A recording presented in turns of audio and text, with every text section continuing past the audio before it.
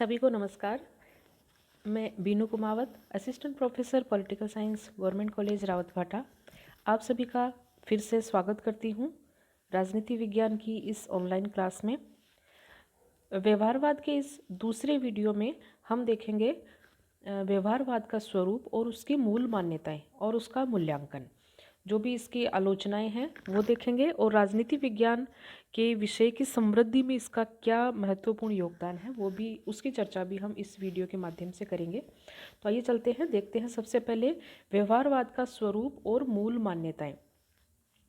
व्यवहारवाद, जैसा कि हम पहले के वीडियो में देख चुके हैं, ये राजनीति विज्ञान का जो आधुनिक दृष्टिकोण है उसका बहुत ही प्रमुख उपागम है, जिसमें राजनीतिक संस्थाओं के अध्ययन से निकाल करके इसने राजनीति विज्ञान को मानव व्यवहार के अध्ययन पर केंद्रित किया और वैज्ञानिकरण पर इस पर जोर दिया और नवीन तकनीकों का विकास राजनीति विज्ञान में किया।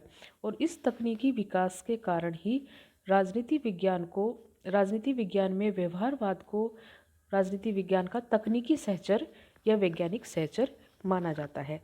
तो आइए चलते हैं कि इसका प्रमुख स्वरूप क्या है और मूल मान्यताएं क्या है। व्यवहारवाद आज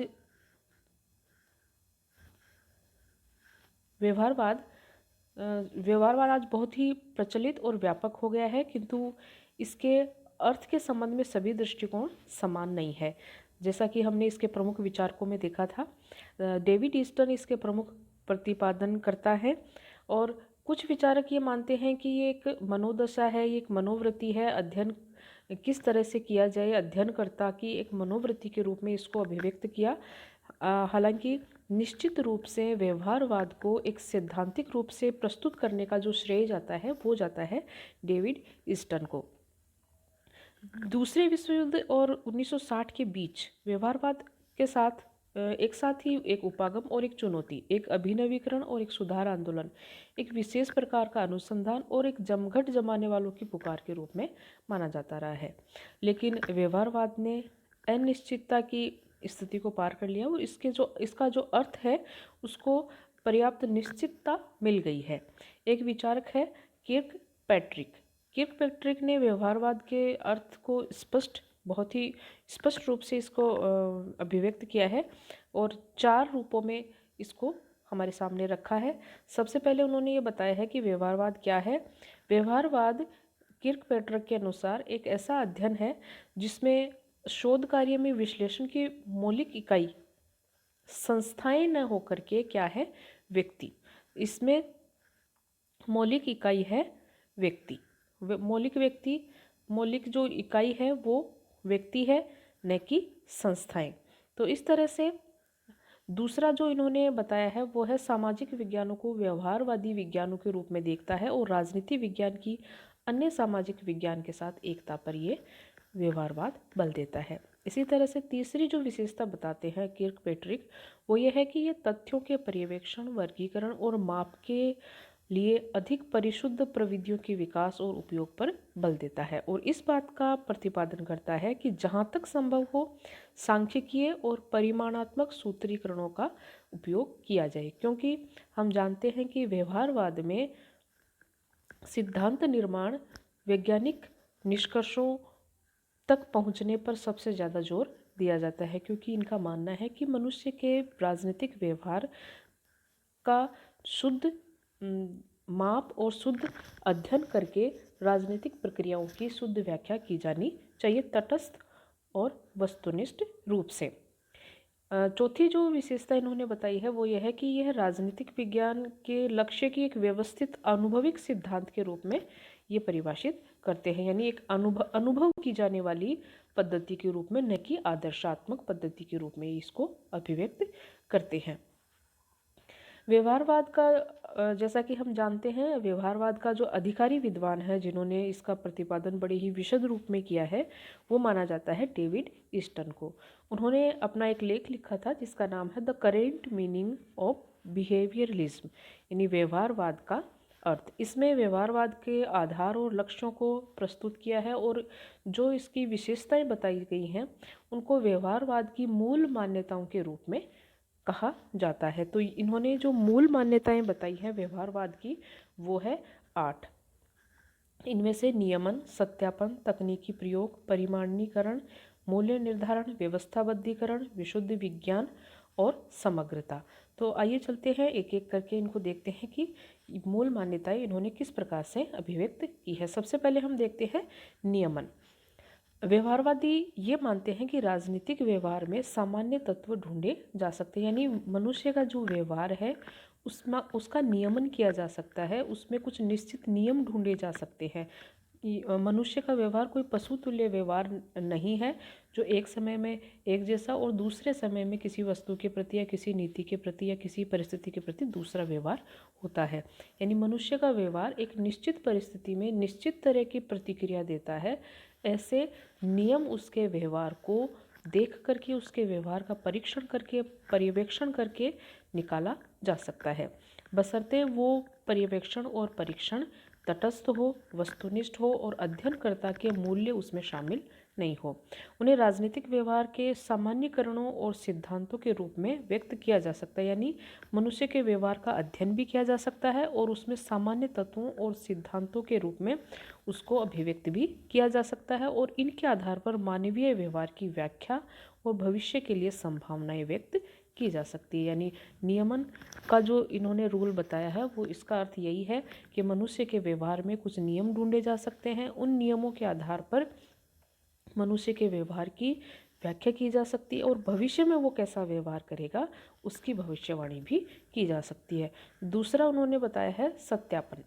सत्यापन मानवीय व्यवहार के संबंध में एकत्रित जो भी सामग्री है उसको दोबारा से जांचने और पुष्टि करने की क्रिया है, उसको ही इन्होंने सत्यापन कहा है। यानी पहला जो इन्होंने बताया था नियमन, यानी नियम ढूंढे जा सकते हैं। दूसरा इन्होंने बताया इन नियमों का बार बार सत्यापन किया जा सकता है, जैसे कि अन्य विज्ञानों में किसी भी नियम, किसी भी सिद्धांत का सत्यापन किया जा सकता है, वैसे ही मनुष्य के व्यवहार का से संबंधित जो भी नियम बनाए गए हैं उनकी पुष्टि दोबारा से की जा सकती है।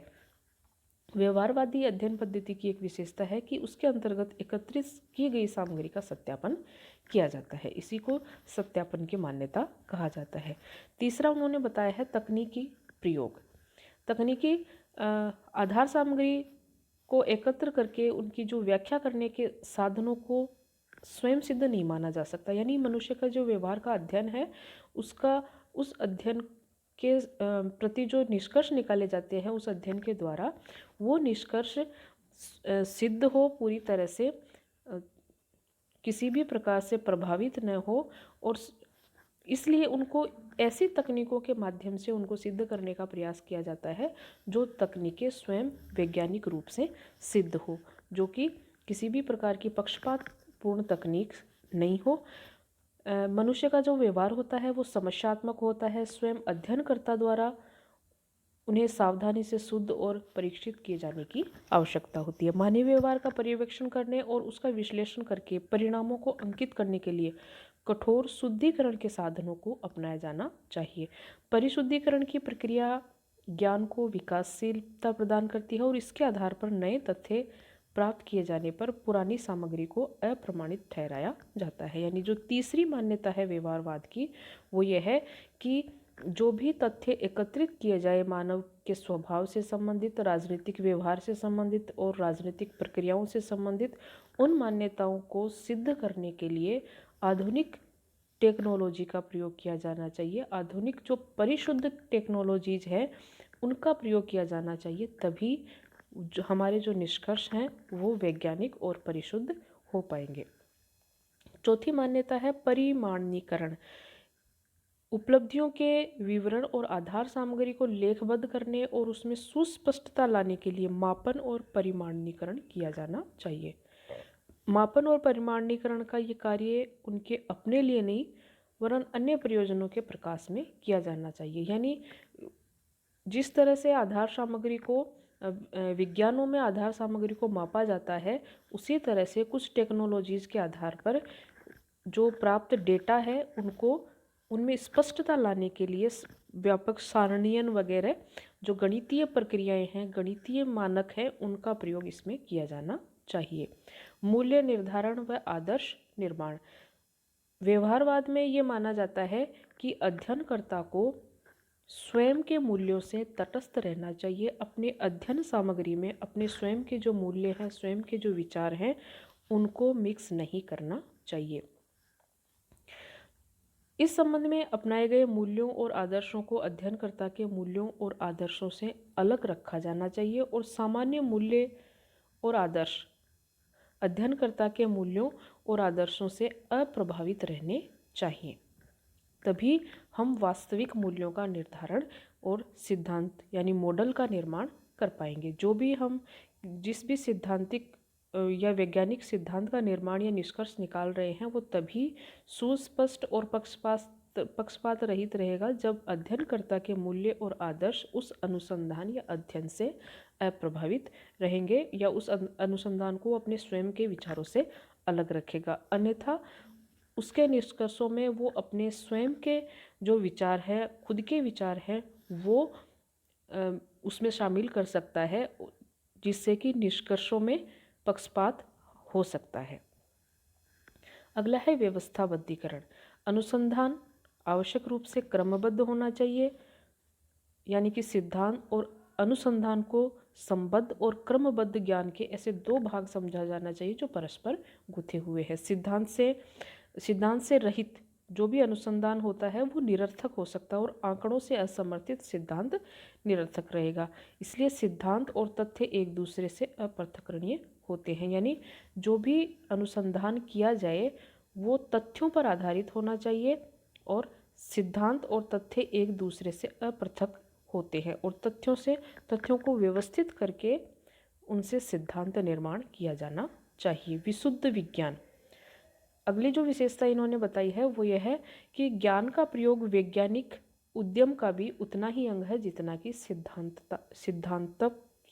सिद्धांतात्मक बोध का, लेकिन तार्किक रूप में राजनीतिक व्यवहार का बोध और व्याख्या पहले ही आते हैं और एक ऐसा आधार प्रदान करते हैं जिसके बल पर समाज की महत्वपूर्ण व्यावहारिक समस्याओं को सुलझाने की बात की जा सकती है। यानी ये एक विशुद्ध विज्ञान के रूप में लाया जाना चाहिए और जब विशुद्ध विज्ञान के रूप में हमारा अध्ययन बनेगा, हमारे निष्कर्ष बनेंगे, तभी समाज की समस्याओं का वैज्ञानिक रूप से विश्लेषण और निदान हो पाएगा। इसके बाद इन्होंने अगली जो विशेषता बताई है डेविड ईस्टर ने व्यवहारवाद की, वो है समग्रता। यानी व्यवहारवादियों की एक प्रमुख मान्यता ये है कि समस्त मानव व्यवहार एक पूर्ण इकाई है और उसका अध्ययन खंडों में नहीं होना चाहिए। यानी एक मनुष्य का राजनीतिक व्यवहार उसके सांस्कृतिक व्यवहार से, उसके धार्मिक व्यवहार से, उसके अन्य व्यवहारों से अप्रभावित नहीं रहता, यानी उससे प्रभावित होता है। इसलिए उसके राजनीतिक व्यवहार का एक अलग इकाई के रूप में अध्ययन करना संभव नहीं है। उसके व्यवहार में एक मूलभूत एकता पाई जाती है। यानी अगर उसका धार्मिक व्यवहार प्रभावित होता है तो निश्चित रूप से उसके जो जीवन के अन्य पक्ष हैं वो भी प्रभावित होंगे। उसका सांस्कृतिक जो व्यवहार है वो प्रभावित होता है, सांस्कृतिक परिस्थितियाँ प्रभावित होती है तो जाहिर सी बात है उसके अन्य जो पक्ष हैं व्यवहार के वो भी प्रभावित होते हैं। इसलिए उसके व्यवहार का अलग अलग पक्षों के रूप में अलग पृथक करके पूरी तरह से उसका अध्ययन नहीं किया जा सकता, बल्कि एक पक्ष का अध्ययन यानी राजनीतिक व्यवहार का अध्ययन जो कि हमारा विषय है, उसका अध्ययन मनुष्य के अन्य पक्षों के संदर्भ में ही हो सकता है। यानी अगर हमें उसके राजनीतिक व्यवहार का अध्ययन करना है तो उसकी सामाजिक पृष्ठभूमि, उसकी आर्थिक पृष्ठभूमि, उसकी धार्मिक पृष्ठभूमि, सभी तरह के जो पृष्ठभूमि है, व्यवहार है, उनका अध्ययन करेंगे, तभी हम हमारे अध्ययन को वैज्ञानिक निष्कर्ष तक पहुंचा पाएंगे। तो ये जो सूची है 8 जो मान्यताएं डेविड ईस्टर ने बताई हैं उसमें व्यवहारवादी जो संप्रदाय है उसके सभी आधार आ गए हैं और अनुसंधान परंपरागत और व्यवहारवादी ढंग से प्रमुख अंतरों का प्रतिनिधित्व करते हैं। यानी जो आधुनिक तरीके की ये जो टेक्निक्स हैं वो आधुनिक दृष्टिकोण का प्रतिनिधित्व करते हैं और आधुनिक दृष्टिकोण को सभी व्यवहारवादी कम अधिक रूप से इन सभी सिद्धांतों को मान्यता देते हैं। अब देखते हैं व्यवहारवाद की आलोचना। व्यवहारवाद की कई प्रकार की दुर्बलताएं हैं। हालांकि इसने राजनीति विज्ञान को एक विज्ञान बना दिया, लेकिन कई अन्य मोर्चों पर व्यवहारवाद असफल सिद्ध हुआ। जिसको पूरा करने के लिए बाद में उत्तर व्यवहारवाद स्वयं डेविड ईस्टन ने प्रतिपादित किया था। तो आइए चलते देखते हैं एक एक करके इसकी जो असफलताएं या आलोचनाएं हैं उनके बिंदुओं को। तो सबसे पहले इसमें ये कहा गया है कि व्यवहारवाद में अत्यधिक शब्द आडंबर की रचना की गई है, यानी इसमें जो मूल बातें हैं राजनीति विज्ञान या मानव व्यवहार से संबंधित उसको दरकिनार करके केवल विज्ञान बनाने पर इस पर जोर दिया गया और इसमें जो बड़े बड़े शब्द हैं वो मात्र गढ़े गए। तो अत्यधिक शब्दाडंबर पर, शब्दावली पर, नए संप्रत्यय और ऐसे शुष्क वाक्य रचना की गई जिसका कोई अर्थ नहीं था और इस बात की इसमें कटु आलोचना की जाती है। व्यवहारवादी विचारकों ने जिस भारी भरकम शब्दावली का प्रयोग किया उसके कारण ऐसा लगता है कि ये केवल एक शब्द आडंबर के अतिरिक्त और कुछ नहीं है।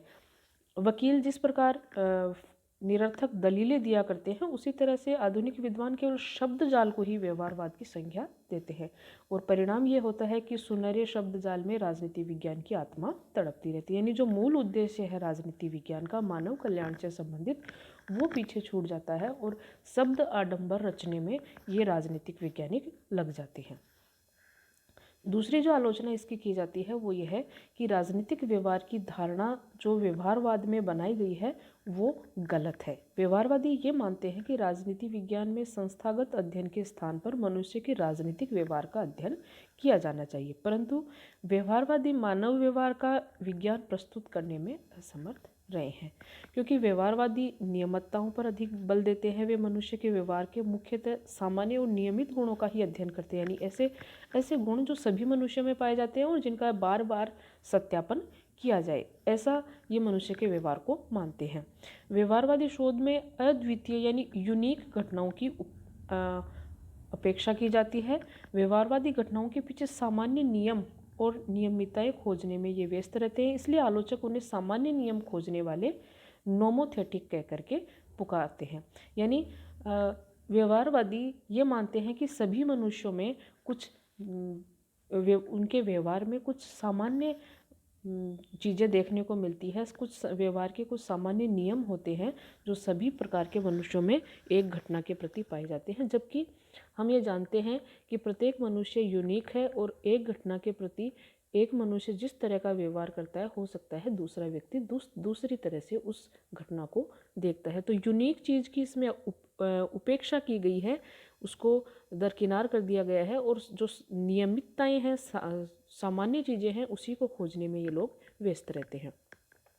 तीसरी जो आलोचना इसकी की जाती है वो ये है कि राजनीति विज्ञान विशुद्ध विज्ञान नहीं है, जैसा कि व्यवहारवादी इसको बनाने के लिए चल पड़े थे। व्यवहारवादी सिद्धांतकार राजनीति विज्ञान को विज्ञान बनाने के पक्ष में है, जबकि ये संभव नहीं है। व्यवहारवादी इस तथ्य को भूल जाते हैं कि प्राकृतिक विज्ञान और राजनीति विज्ञान में तथ्यों का बड़ा अंतर है। राजनीति विज्ञान के तथ्य प्राकृतिक विज्ञान के तथ्यों की तुलना में अधिक जटिल है, अधिक परिवर्तनशील है, जिसको कि ये भूल जाते हैं। न तो उनकी हर धारणा का मापन हो सकता है और न ही सत्यापन हो सकता है अन्य विज्ञानों की तरह। इन कारणों से राजनीति विज्ञान को प्राकृतिक या भौतिक विज्ञानों के समकक्ष बनाने का प्रयास अत्यधिक कठिन है। कार्ल पॉपर ने इस संबंध में कहा है कि राजनीति वैज्ञानिकों की भविष्यवाणियां अगर मगर की स्थिति से आगे नहीं जा सकती। इसी बात को ये जो परिभाषा है वो दर्शाती है कि राजनीति विज्ञान में अन्य विज्ञानों की भांति जो है भविष्यवाणी नहीं की जा सकती। चौथी जो इसमें आलोचना की जाती है वो ये है कि इस व्यवहारवाद में पद्धतियों पर अत्यधिक बल दिया जाता है। यथासंभव इन्होंने व्यवहारवादियों ने ऐसी पद्धतियों का विकास किया है जिससे कि राजनीति विज्ञान के निष्कर्षों को वैज्ञानिक बनाया जा सके। तो निष्कर्षों को वैज्ञानिक बनाने की दिशा में अत्यधिक पद्धतिकरण विषय का इन्होंने कर दिया है। जो विषय की मूल आत्मा है, जो मूल उद्देश्य है, उसको पीछे छोड़ दिया गया है। व्यवहारवादी जो है वो तथ्यों और आंकड़ों को एकत्र करने में इतने उलझे रहते हैं कि व्यवहारिक और महत्वपूर्ण तथ्यों को भुला देते हैं, केवल पद्धतियों को महत्व देते हैं और यही उनकी सबसे बड़ी कमजोरी है। राजनीतिक घटनाओं और समस्याओं के जो आंतरिक तत्व हैं उनका साक्षात्कार और प्रश्नावलियों की जो विधि है उनसे पता नहीं लगाया जा सकता। ये गणितीय विधियों के द्वारा अपने निष्कर्ष निकालना चाहते हैं, जिसमें विभिन्न प्रकार के साक्षात्कार, प्रश्नावलियाँ, आंकड़े, इस तरह की सारणियाँ, इस तरह के जो डेटा प्राप्त करने की जो विधियाँ इन्होंने खोजी, वो वास्तविक समस्याओं का पता नहीं लगा सकती। इससे डेटा तो मिल जाएगा, लेकिन वास्तविक समस्या और उसका निदान ये नहीं कर पाए। इसलिए राजनीति के अंतःस्थल का सत्यापन असंभव है। यानी डेटा लेकर के डेटा का सत्यापन ये कर सकते हैं, लेकिन राजनीति का जो अंतःस्थल यानी वास्तविक समस्याएं और उसके पीछे छुपे हुए कारण और उसका निदान ये करने में ये असफल रहे। पांचवी जो आलोचना इसकी की जाती है वो ये है कि मूल्य निरपेक्षता है वो असंभव है। इन्होंने अध्ययनकर्ता को अपने स्वयं के मूल्यों से, अपने स्वयं के विचारों से तटस्थ होकर के, अलग होकर के, पृथक होकर के अध्ययन करने की बात कही। लेकिन जैसा कि हम जानते हैं कि इस तरह की मूल्य निरपेक्षता असंभव है। अनुसंधानकर्ता के व्यक्तिगत मूल्य कहीं ना कहीं उसके निष्कर्षों को अवश्य प्रभावित करते हैं। जब कोई शोधकर्ता अपने शोध का प्रारंभ करता है तो शोध संबंधी विषयों के चुनाव में अपने मूल्यों, हित और जिज्ञासाओं से प्रभावित होता है। यानी किस विषय पर शोध करेगा और उस विषय के जो निष्कर्ष है, उसके जो तथ्य हैं, वो एकत्रित करने में और उन तथ्यों को देखने में उसका जो नज़रिया, स्वयं का नज़रिया है, स्वयं के मूल्य हैं, वो उसको कहीं ना कहीं प्रभावित करते हैं। अगली जो आलोचना है वो है अत्यधिक खर्चीली पद्धति। यह जो व्यवहारवादी शोध पद्धति है वो अधिक खर्चीली है, क्योंकि इसमें वैज्ञानिकता लाने की अत्यधिक कोशिश की जाती है। अमेरिका में व्यवहारवादी अध्ययन के नाम पर करोड़ों डॉलर खर्च किए गए। इसमें बार बार सर्वेक्षण किए जाते हैं, आंकड़े एकत्रित किए जाते हैं, विश्लेषण के लिए विभिन्न पद्धतियों और मॉडल्स का प्रयोग किया जाता है। तो ये जो विभिन्न नमूनों के निर्माण और तथ्यों, आंकड़ों का जो खेल है, उसमें ये पद्धति अत्यधिक खर्चीली हो जाती है, जिससे वास्तविक समस्याएं पीछे छूट जाती है और ये एक पद्धति विज्ञान बन करके रह जाता है। इसके बाद सातवीं जो आलोचना वो की जाती है वो अन्य पद्धतियों के महत्व को नकारना। व्यवहारवादी अन्य पद्धतियों के महत्व को स्वीकार नहीं करते। इस संबंध में सिबली लिखते हैं कि राजनीति का अध्ययन यदि केवल इसी आधार पर नहीं करना है कि व्यक्ति का व्यवहार निर्दिष्ट परिस्थितियों में क्या हो सकता है, परंतु इस आधार पर भी कि वह आज क्या है, कल क्या था, भविष्य में क्या होगा और कैसा होना चाहिए, तो हमारा काम केवल व्यवहारवाद से नहीं चलेगा।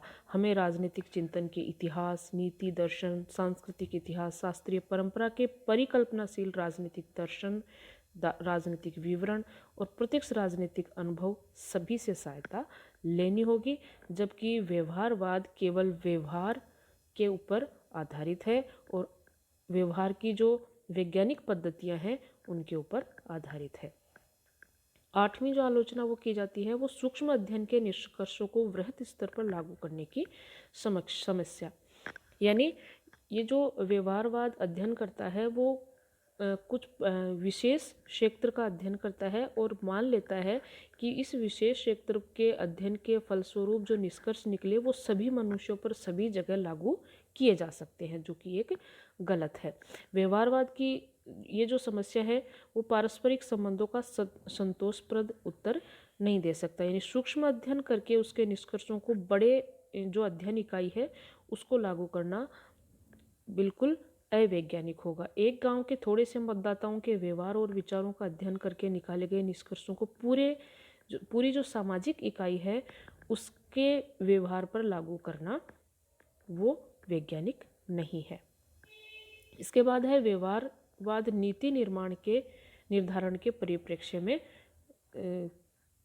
पूरी तरह से सफल नहीं हुआ है।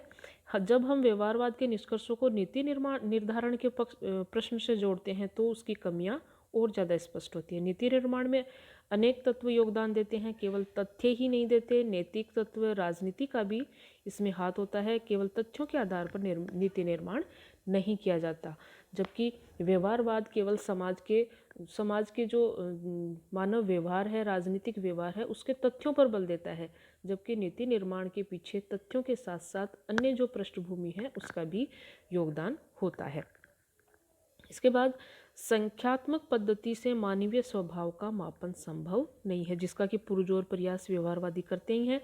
व्यवहारवाद पर एक और दोष यही थोपा जाता है कि संख्यात्मक प्रणाली के द्वारा मानवीय स्वभाव के गुणात्मक पहलुओं का अध्ययन संभव नहीं है। मानव का स्वभाव, जैसा कि हम जानते हैं, बहुत अधिक जटिल है। उसके अंतरतम की गहराइयों, उसकी जटिलताओं और सूक्ष्मताओं का विश्वसनीय तरीके से मापन नहीं हो सकता। मनुष्य की मनोवृत्तियों तथा प्रेरक कारणों का सच्चा ज्ञान प्रश्नावलियों के द्वारा या व्यवहारवाद की जो अन्य टेक्निक्स हैं मापन की, अध्ययन की, उनके द्वारा नहीं किया जा सकता।